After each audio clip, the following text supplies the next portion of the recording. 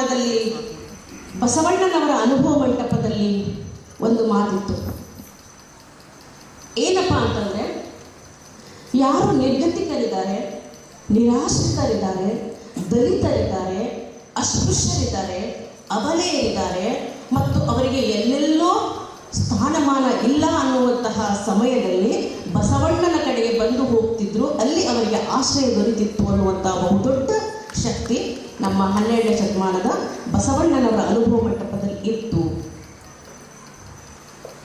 ಅದೇ ಅನುಭವ ಮಂಟಪದ ಸಿದ್ಧಾಂತವನ್ನು ತನ್ನ ಜೀವನದ ಅಪ್ರತಿಮ ಸಿದ್ಧಾಂತವಾಗಿ ರೂಢಿಸಿಕೊಂಡಂತಹ ಬಸವಲಿಂಗ ಪಟ್ಟದೇವರ ಬಾಳಿನಲ್ಲಿಯೂ ಸಹಿತ ಅದು ಮುಂದುವರೆದುಕೊಂಡು ಬರ್ತಾ ಇರೋದು ಕರ್ನಾಟಕದ ಹೆಮ್ಮೆಯ ಮಠವಾಗಿ, ಕನ್ನಡದ ಮಠವಾಗಿ, ಜೊತೆಗೆ ಬಸವ ಮಠವಾಗಿ, ವಚನ ಸಾಹಿತ್ಯದ ಸಂರಕ್ಷಣೆಯ ಮಠವಾಗಿ ನಿಂತುಕೊಂಡಿದೆಯಲ್ಲ.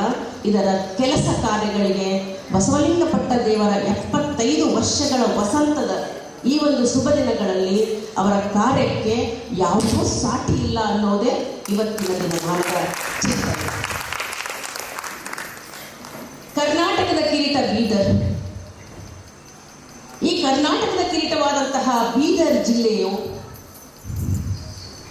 ಭಾಲ್ಕಿ ಮಠದ ಮೂಲಕ ಎಲ್ಲ ಮಠಾಧೀಶರ ಅಧ್ಯಕ್ಷೀಯ ಸ್ಥಾನವನ್ನು ಬರಬೇಕಾಗಿದ್ದರೆ ಪಟ್ಟದೇವರ ನಿರಂತರವಾದಂತಹ ಶ್ರಮ ಇದಕ್ಕೆ ಸಾಕ್ಷಿಯಾಗಿದೆ.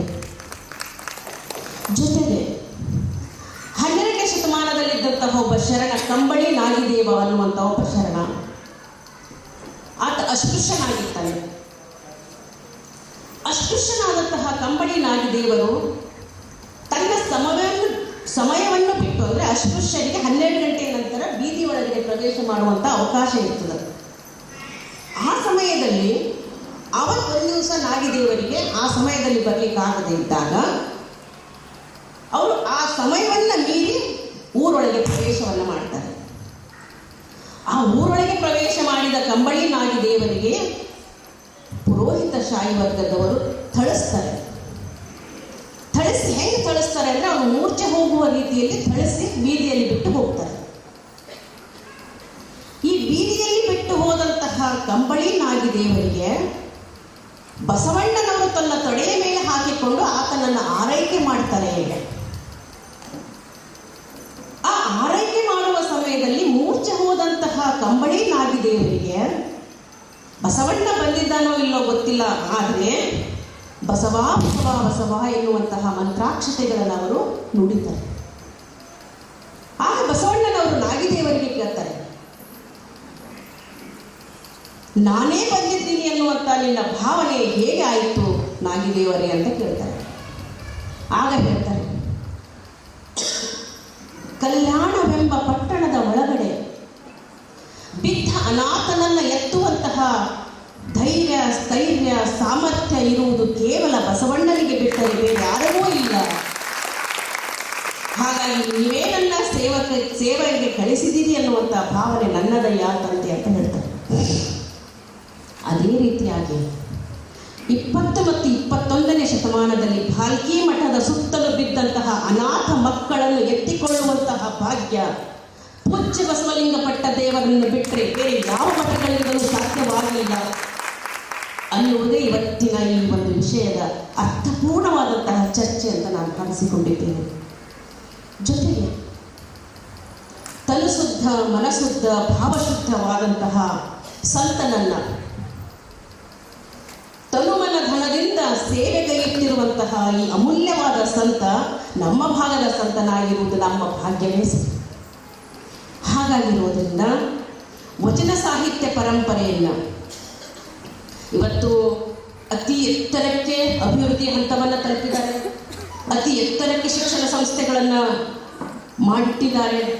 ಅತಿ ಎತ್ತರಕ್ಕೆ ಸಾಮಾಜಿಕ, ಧಾರ್ಮಿಕ, ಆರ್ಥಿಕ ಕೆಲಸಗಳಿಗೆ ಅಭಿವೃದ್ಧಿಯತ್ತ ಮಠವನ್ನು ತೆಗೆದುಕೊಂಡು ಬರ್ತಾ ಇದ್ದಾರೆ. ಆದರೆ ನುಡಿದಂತೆ ನಡೆ ಇದೇ ಜನ್ಮ ಕಡೆ ಎನ್ನುವಂತಹ ಒಬ್ಬ ಅನಾಥನ ಬಾಳಿಗೆ ಬೆಳಕು ನೀಡುವುದರಲ್ಲಿ ಈ ಎಲ್ಲ ಕೆಲಸ ಕಾರ್ಯಗಳಿಗಿಂತಲೂ ಎತ್ತರದ ಕೆಲಸ ಕಾರ್ಯ ಅಂದರೆ ಅನಾಥರಿಗೆ ರಕ್ಷಣೆ ನೀಡಿದ ಕಾರ್ಯ ಮಾತ್ರ ಅಪ್ರತಿಮವಾದದ್ದು. ಹಾಗಾಗಿ ಅಪ್ಪನವರ ಈ ಸೇವೆಯನ್ನು ಮೆಚ್ಚು ಹಾಕುತ್ತಾರೆ. ಅವರ ಭಾವನೆಗೆ ತಕ್ಕಂತೆ ನಾನು ಯಾವಾಗಲೂ ಈ ಇತಿಹಾಸದ ವ್ಯಕ್ತಿಯಾಗಿ, ಉಪನ್ಯಾಸಕರಾಗಿ ನಾನೇನು ಹೇಳ್ತೀನಪ್ಪ ಅಂತಂದರೆ, ಯಾವ ವ್ಯಕ್ತಿಯ ಒಳಗಡೆ ತಾಯಿತನದ ಕರುಳು ಇರ್ತದ ಆ ವ್ಯಕ್ತಿ ಮಾತ್ರ ಇಂತಹ ಕಾರ್ಯಗಳನ್ನು ಮಾಡಲಿಕ್ಕೆ ಸಾಧ್ಯ. ಆಗಲೇ ಹಿರೇಮಠ ಸರ್ ಹೇಳಿದ ಹಾಗೆ ಬಹುಶಃ ಕರ್ನಾಟಕದಲ್ಲಷ್ಟೇ ಅಲ್ಲ, ಇಡೀ ಭಾರತದ ಒಳಗಡೆ ಇರುವಂತಹ ಎಲ್ಲ ಮಠ ಪರಂಪರೆಗಳ ಒಳಗಡೆ ಒಂದು ಅನಾಥ ಮಗುವನ್ನು ಪಡೆದುಕೊಳ್ಳಲಿಕ್ಕೆ ಕೋಟಿನ ಕಟಕಟೆ ಹತ್ತಿದಂತಹ ಏಕೈಕ ಸ್ವಾಮೀಜಿ ಅಂತಂದ್ರೆ ಬಸವಲಿಂಗ ಪಟ್ಟದೇವರು. ಇದಕ್ಕಿಂತ ಅಮೂಲ್ಯವಾದಂತಹ ತಾಯಿ ಕರುಳು ನಮಗೆ ಬೇಕಾಗಿಲ್ಲ.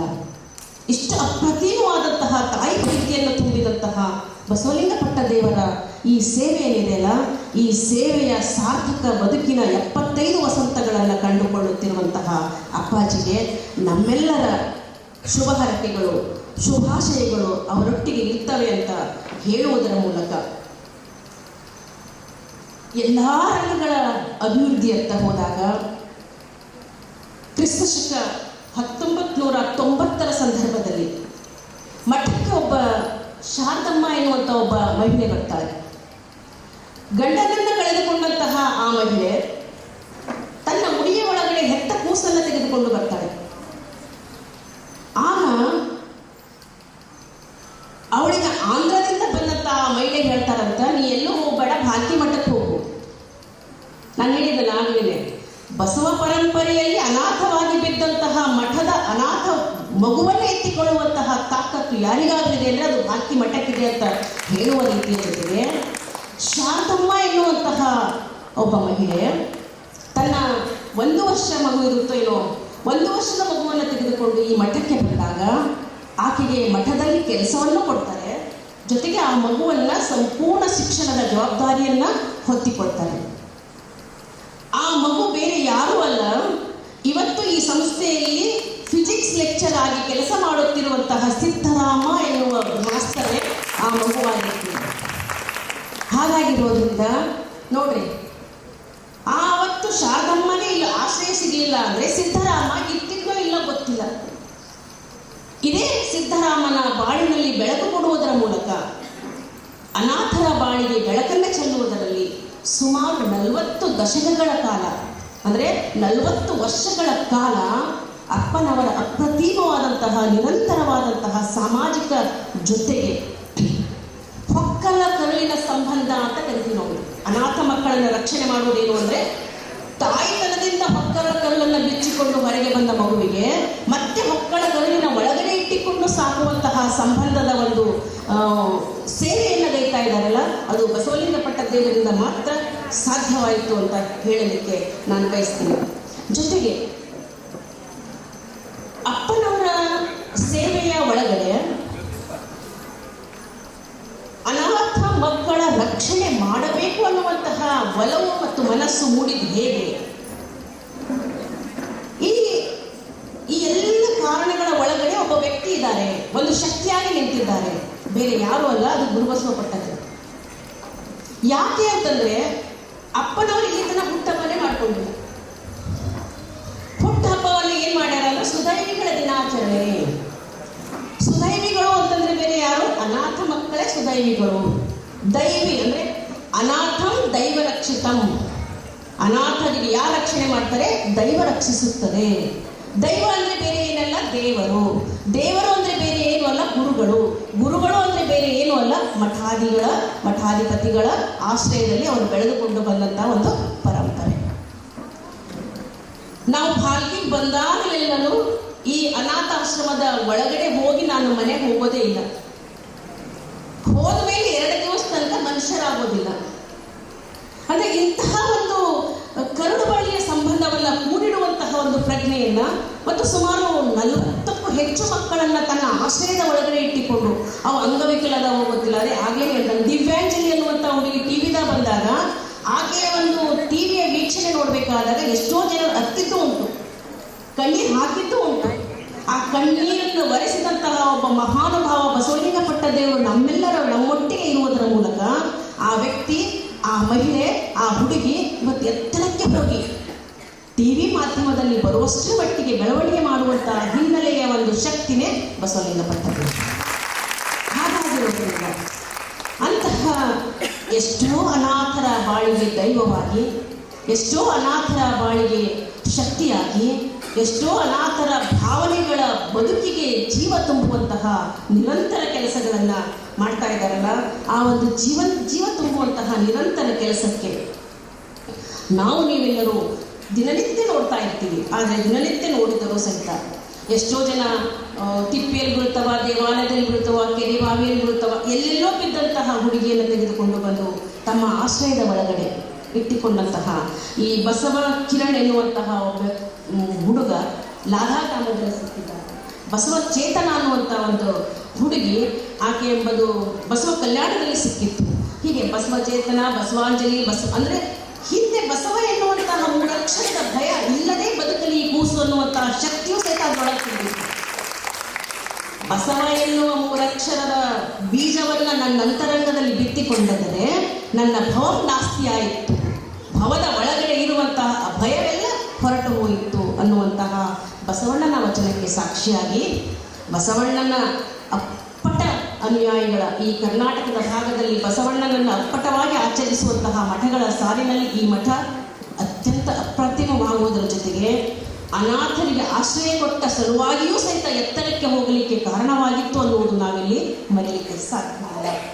ಅಂತಹ ಒಂದು ಸನ್ನಿವೇಶಗಳನ್ನು, ಅಂತಹ ಒಂದು ಸಮಾರಂಭಗಳನ್ನು, ಅಂತಹ ಒಂದು ವಿಕಲಚೇತನರ ಬಾಳಿಗೆ ಬೆಳಕಾಗುವುದನ್ನು ನಾವು ನೋಡ್ತಾ ಹೋದಾಗ ಅನೇಕ ಜನ ಮಕ್ಕಳು ಇಲ್ಲಿ ಅವರಿಗೆ ವಿಶೇಷವಾದಂತಹ ಆರೋಗ್ಯಕರವಾದಂತಹ ಮತ್ತು ಅವರ ಚೈತನ್ಯಕ್ಕೆ ಬರುವಂತಹ ಆಹಾರವನ್ನು ಪೂರೈಕೆ ಮಾಡುತ್ತಾ, ಅವರಿಗೆ ಹಾಲಿನ ಆಕಳ ಹಾಲೇ ಕೊಡಬೇಕು ಅನ್ನುವಂಥ ಒಂದು ವ್ಯವಸ್ಥೆ ಮಾಡುತ್ತಾ, ಪ್ರತಿನಿತ್ಯ ಡಾಕ್ಟರ್ ಚಿಕಿತ್ಸೆಯ ಒಳಗಡೆ ಅವರನ್ನು ರಕ್ಷಣೆ ಮಾಡುತ್ತಾ, ಅವಕಾಶ ಬಂದಾಗಲೆಲ್ಲ, ಸಮಯ ಬಂದಾಗಲೆಲ್ಲ, ಗುರುಕುಲಕ್ಕೆ ಅಪ್ಪಾಜಿ ಭೇಟಿ ಆದಾಗಲೆಲ್ಲ ಮೊದಲು ಭೇಟಿಯಾಗಿ ಅವರ ಒಂದು ಆರೈಕೆಯನ್ನು ಅವಲೋಕನೆ ಮಾಡುವಂಥ ಒಂದು ಚಿಂತನೆ ಅದಲ್ಲ, ಅವರ ಅಂತರಂಗದ ತಾಯಿ ಕರುಳಿಗೆ ನಾವೆಲ್ಲರೂ ಸಲಾಂ ಹೊಡಿಲೇಬೇಕಾದಂಥ ಒಂದು ಸನ್ನಿವೇಶ. ಹಾಗಾಗಿ ಯಾಕೆ ಈ ಭಾಗದ ಒಳಗಡೆ ಇಂತಹ ಕರುಣಿತವಾದಂತಹ ಪೂಜನೀಯರು ಇದ್ದಾರೆ ಅನ್ನೋದಕ್ಕೆ ಬಸವಣ್ಣನವರೇ ಸಾಕ್ಷಿ. 12ನೇ ಶತಮಾನದಲ್ಲಿ ಭವದ ಒಳಗಡೆ 12ನೇ ಶತಮಾನದ ಈ ಅನಾಥ ಪ್ರಜ್ಞೆಯ ಬೀಜವನ್ನು ಬಿತ್ತಿ ಅದು ಮೊಳಕೆ ಒಡೆದು ಗಿಡವಾಗಿ ಗಿಡಕ್ಕೆ ಬಿಡುವ ಹಣ್ಣುಗಳನ್ನು ನಮ್ಮೆಲ್ಲರಿಗೂ ತಿಳಿಸ್ತಾ ಇದ್ದಾರಲ್ಲ, ಆ ಫಲಾನುಭವಿಗಳಾದಂತಹ ನಾವು ನೀವುಗಳಲ್ಲಿಯೂ ಸಹಿತ ಅಂತರಂಗದ ಒಳಗಡೆ ಈ ಪ್ರಜ್ಞೆಯನ್ನು ಇಟ್ಟುಕೊಳ್ಳಬೇಕು. ಅದಕ್ಕೆ ಬಸವಣ್ಣನವರು ಒಂದು ವಚನ ಅದ, ಹಾಲು ಕಂದಲು ತುಪ್ಪ ಮಡಿಕೆಯ ಬೋಳು ಮುಕ್ಕೆನ್ನಬೇಡ, ಹಾಲು ಕಂದಲು ತುಪ್ಪ ಮಡಿಕೆಯ ಬೋಳು ಮುಕ್ಕೆನ್ನಬೇಡ, ಹಾಲು ಸಿಹಿ ತುಪ್ಪ ಗಮ್ಮನೆ, ಕೂಡಲ ಸಂಗನ ಶರಣರನ್ನ ಅಂಗಹೀನನೆಂದರೆ ನಾಯಕ ನರಕ ಕಾಣ. ಅಂದರೆ ಅವನನ್ನು ಅನಾಥ ಅಂದರೆ, ಅಸ್ಪೃಶ್ಯ ಅಂದರೆ, ಅನಾಥ ಅಸ್ಪೃಶ್ಯ ಮತ್ತು ಅವನನ್ನು ಸಮಾಜ ಬಾಹಿರವಾದಂತಹ ವ್ಯಕ್ತಿಯಾಗಿ ನೀವು ಟ್ರೀಟ್ಮೆಂಟ್ ಮಾಡ್ತೀರಿ ಅಂತಂದರೆ ನಾನು ಅದಕ್ಕೆ ನಂಬೋದಿಲ್ಲ, ನಿಮಗೆ ನಾಯಕವೇ ನರಕವಾಗುತ್ತದೆ ಅನ್ನುವಂಥ ಒಂದು ಸುಭಾಷಯವನ್ನು ಬಸವಣ್ಣರು ಹೇಳಿದ ರೀತಿಯಲ್ಲಿಯೇ ಈ ಭಾಗದ ಆಶ್ರಯದಾತರಾದಂತಹ ಅನಾಥರ ಬಾಳಿಗೆ ನಿರಂತರವಾಗಿ ಬೆಳಕು ಚೆಲ್ಲುತ್ತಿರುವಂತಹ, ಜೊತೆಗೆ ಅನಾಥ ರಕ್ಷಣೆಯೇ ನನ್ನ ಆದ್ಯ ಕರ್ತವ್ಯ ಅನ್ನುತ್ತಿರುವಂತಹ ಪೂಜ್ಯ ಅಪ್ಪಾಜಿಯವರ ಈ ಒಂದು ಕಳಕಳಿಯ ಒಂದು ಭಾವಕ್ಕೆ 75 ವಸಂತಗಳನ್ನು ತುಂಬಿದ ಅಪ್ಪಾಜಿ 100 ಶತಮಾನದ ಉತ್ಸವವನ್ನು ಇದೇ ರೀತಿ ಆಚರಿಸುವ ಒಂದು ಆರೋಗ್ಯವನ್ನು ಅವರಿಗೆ ಗುರು ಬಸವಣ್ಣನವರು ಕರುಣಿಸಲಿ. ಗುರು ಬಸವಣ್ಣನವರ ಆಶಯದಂತೆ ಅನಾಥರನ್ನು ಇನ್ನೂ ರಕ್ಷಣೆ ಮಾಡುವಂಥ ಒಂದು ಸಾಮರ್ಥ್ಯ ಅವರೊಳಗೆ ಬಿತ್ತಲಿ ಎನ್ನುವಂಥ ಒಂದು ಭಾವನಾತ್ಮಕವಾದಂಥ ಒಂದು ಶ್ರಮಕ್ಕೆ ಮತ್ತು ಸಾಧನೆಗೆ ಮತ್ತು ಕರ್ತವ್ಯಕ್ಕೆ ಇನ್ನೂ ಹೆಚ್ಚು ಈ ಮಠದ ಸ್ವಾಮೀಜಿಗಳು ಎತ್ತರಕ್ಕೆ ಬೆಳೆಯಬೇಕು ಅನ್ನುವ ಒಂದು ಹಂಬಲದಲ್ಲಿ ನಾನೂ ಒಬ್ಬರು ಈ ಮಠದ ಮಗಳಾಗಿ ಹೇಳುವಂತಹ ಬಹುದೊಡ್ಡ ಆಶಯ ಅಷ್ಟೇ. ಮಠ ಬೆಳೆಯಬೇಕು, ಮಠಾಧೀಶರು ಬೆಳೆಯಬೇಕು, ಮಠದ ಒಳಗಡೆ ಬಸವ ತತ್ವ ಜೀವಂತವಾಗಿರಬೇಕು ಅನ್ನುವಂತಹ ಮಾತುಗಳನ್ನು ಹೇಳುವುದರ ಮೂಲಕ ಜುಬ್ರೆಯವರು ಚಿಟ್ಟಿ ಕೊಡಕ್ಕೆ ನಿಂತಾರೇನೋ, ಅದಕ್ಕೆ ಸಮಯದ ಅಭಾವವನ್ನು ಪರಿಜ್ಞಾನದಲ್ಲಿ ಇಟ್ಟುಕೊಂಡು ನಾನು ಇನ್ನೂ ಅನೇಕ ವಿಷಯಗಳನ್ನು ಹೇಳಬೇಕೆನ್ನುವಂತಹ ಪರಿಜ್ಞಾನದಲ್ಲಿದ್ದರೂ ಸಹಿತ ನನ್ನ ವಿಷಯಗಳಿಗೆ ಮೊಟಕುಗೊಳಿಸುತ್ತಾ ಇದೇ ಒಂದು ಸೇವೆಯನ್ನು ಪರಿಗಣಿಸಿದಂತಹ ರಾಜ್ಯೋತ್ಸವ ಪ್ರಶಸ್ತಿ, ನಾಡೋಜ ಪ್ರಶಸ್ತಿ, ಬಸವಶ್ರೀ ಪ್ರಶಸ್ತಿ ಎಲ್ಲ ಪ್ರಶಸ್ತಿಗಳಿಗೆ ಭಾಜನರಾದಂತಹ ಪೂಜನೀಯರು ಆರೋಗ್ಯದಿಂದ ಇರಲಿ ಅನ್ನುವುದೇ ನನ್ನ ಮತ್ತು ನಿಮ್ಮೆಲ್ಲರ ಹಂಬಲವಾಕ್ಯವಂತ ಆಶಿಸುವುದರ ಮೂಲಕ ಈ ವೇದಿಕೆಯಲ್ಲಿ ಮಾತನಾಡಲಿಕ್ಕೆ ಅವಕಾಶ ಕೊಟ್ಟಂತಹ ತಮ್ಮೆಲ್ಲರಿಗೂ ಮತ್ತು ಪೂಜ್ಯರಿಗೂ ವಂದಿಸುವುದರ ಮೂಲಕ ಮತ್ತೊಮ್ಮೆ ನನ್ನ ಶರಣ.